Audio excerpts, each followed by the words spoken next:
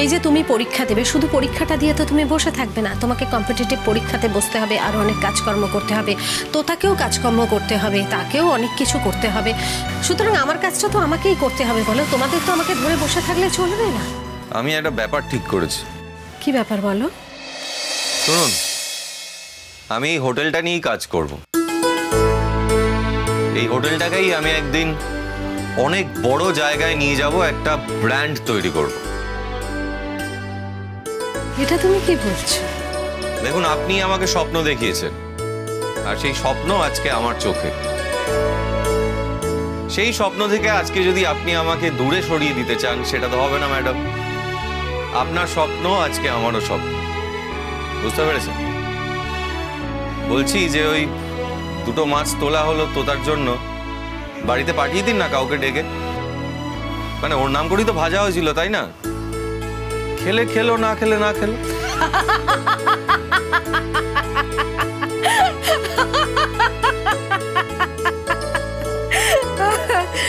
এতে আপনার হাসার কি আছে তো আমি বুঝতে পারছি না।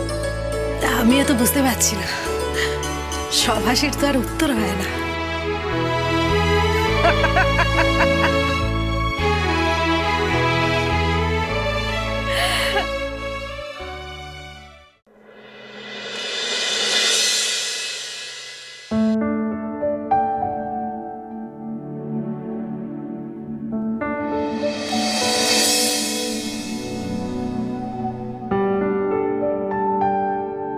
কি ব্যাপার, তুমি এখানে? মা পাঠিয়েছে। মা পাঠিয়েছে মানে?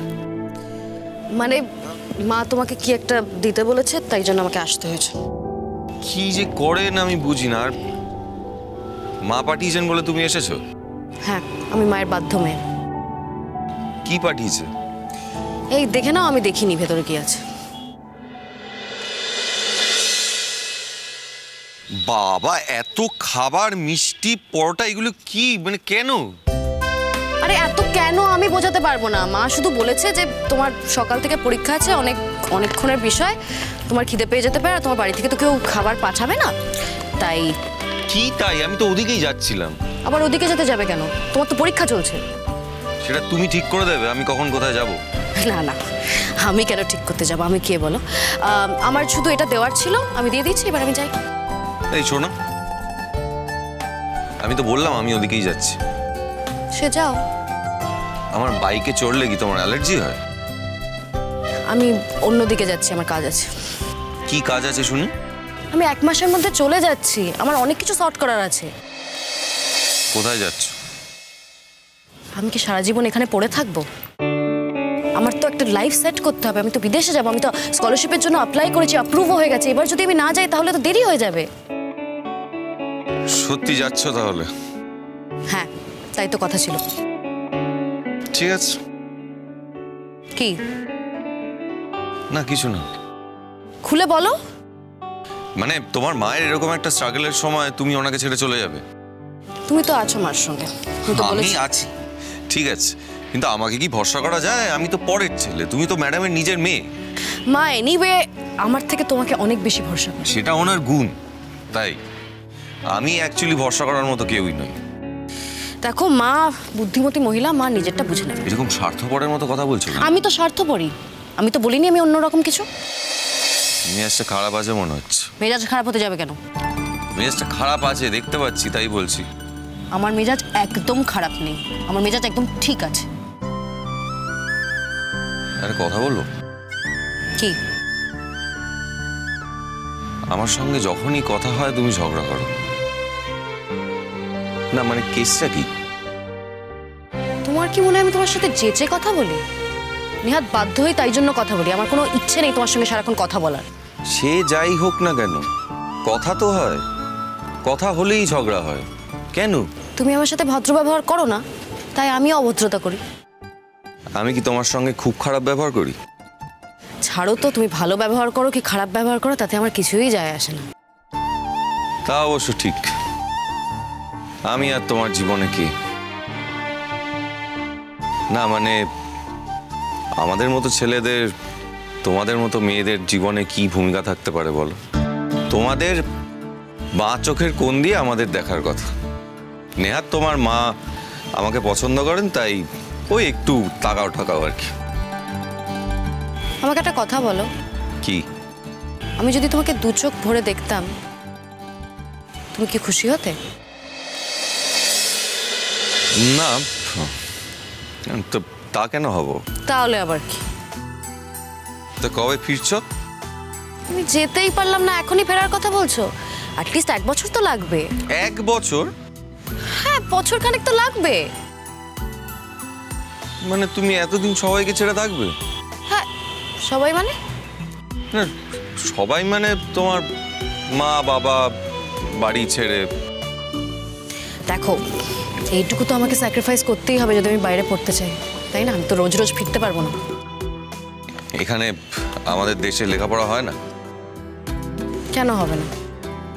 কিন্তু যারা লেখাপড়া ভালোবাসে তাদের অলওয়েজ একটা টার্গেট থাকে না, যে বাইরে গিয়ে পড়াশোনা করবো, এত বড় বড় ইউনিভার্সিটিজ, কি সুন্দর লাইব্রেরিজ। এনিওয়ে, আমি কেন যে তোমাকে এসব বলছি? এই, তুমি খাবে না? খেয়ে নাও। আমি একা খাবো, তুমি খাবে না? আমি খেয়ে এসছি, খুব ভালো হয়েছে, খেয়ে দেখো।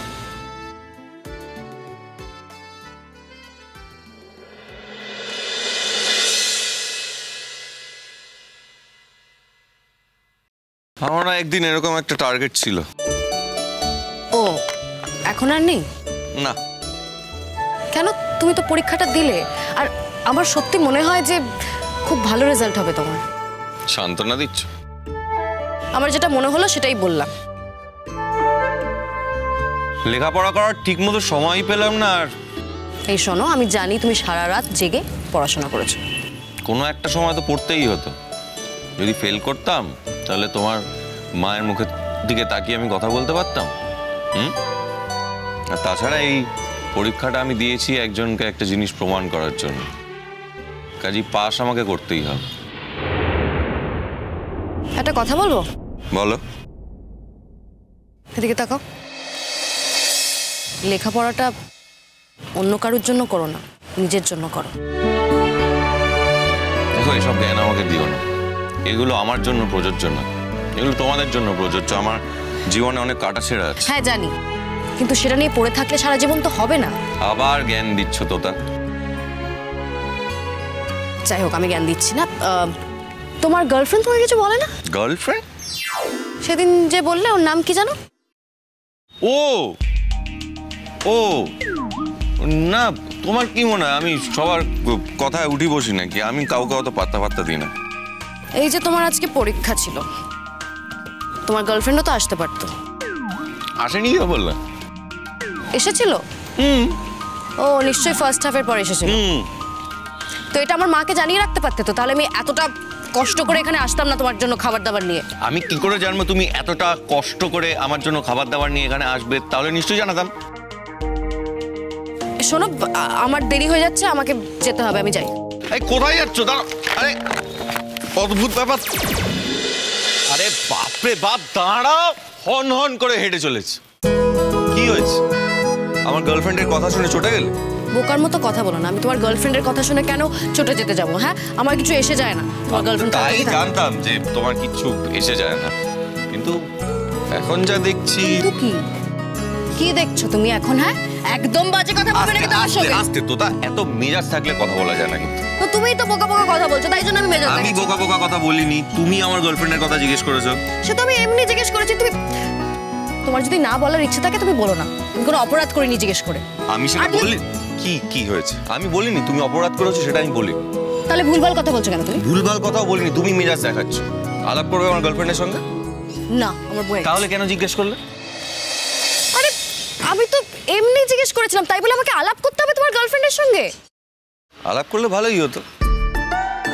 তোমার গার্লফ্রেন্ডের সঙ্গে আমি আলাপ করে আমার ভালো লাগারও কোনো দরকার নেই, খারাপ লাগারও কোনো দরকার নেই, ঠিক আছে? আমার অনেক কাজ আছে, সেই কাজের মধ্যে তোমার গার্লফ্রেন্ডের সঙ্গে দেখা করাটা কোনো ইম্পর্টেন্ট ফ্যাক্টর নয় আমার কাছে। কিন্তু আমি তোমাকে বলছি, আমার গার্লফ্রেন্ডের সঙ্গে তোমার আলাপ হলে তোমার ভালোই লাগবে।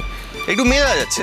তোমার গার্লফ্রেন্ড কিরকম সেটা জেনে আমার কোনো লাভ নেই, কোনো ইন্টারেস্টও নেই। সত্যি বলছো? হ্যাঁ, সত্যি বলছি।